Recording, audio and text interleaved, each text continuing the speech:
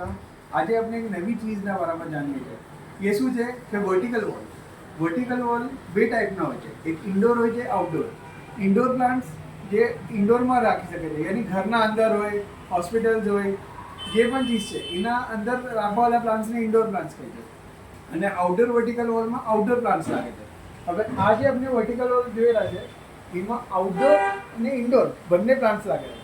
Outdoor plants अपने periphery में लगावे છે, जाके ज़्यादा से ज़्यादा सनलाइट આવે છે અને એ ફ્લાવરિંગ પ્લાન્ટ છે. અને નીચે જે છે એ ઇન્ડોર વાળા પ્લાન્ટ છે, જે કમ સનલાઇટ અને કમ લાઇટમાં પણ એ જીવી શકે છે. પહેલું બેનિફિટ વર્ટિકલ વોલ લગાવવાથી આપણે કમ સે કમ જગ્યામાં ज़्यादा से ज़्यादा प्लांट्स લગાવી શકે છે.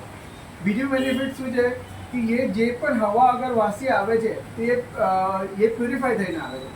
તમારે જે પણ કેમિકલના જે પણ જે પોલ્યુશન વગેરે એને એ કમ કરે છે. હીટ રેઝિસ્ટન્ટ એટલે તમારી હીટ જે એન્વાયરમેન્ટમાં જે વધે છે એને કમ કરે છે, તમારે એસ્થેટિક વેલ્યુ વધારે છે.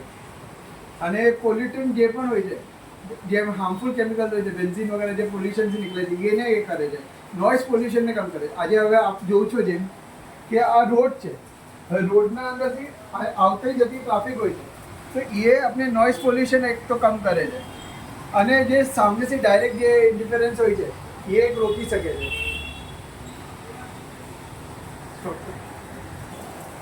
આ અમારું પ્લાન્ટેશન છે જેમાં તમે આપ જોશો કે નીચેના પ્લાન્ટ્સ અલગ છે. તમે અલગ અલગ રીતથી તમે એડજસ્ટમેન્ટ કરી શકો છો, ડેકોરેટિવ કરી શકો છો, કે પેરીફેરીના અલગ ને નાના પ્લાન્ટ્સ અલગ. હવે આપ જોશો આનું ઇન્સ્ટોલેશન પણ આપ જોશો તો આ એક ફ્રેમ લાગેલી છે. તો ફ્રેમ લાગેલી તો અને ખાલી તમે ડાયરેક્ટલી પણ લગાવી શકો, યા તો તમે એવા એ બનાવી શકો છો કે જેના પર હુક પર ડાયરેક્ટલી તમે લગાવી શકો છો. એવા પોટ્સ આવે છે જેને તમે ડાયરેક્ટલી પણ આમ કરીને ડાયરેક્ટલી અટેચ કરી શકો છો.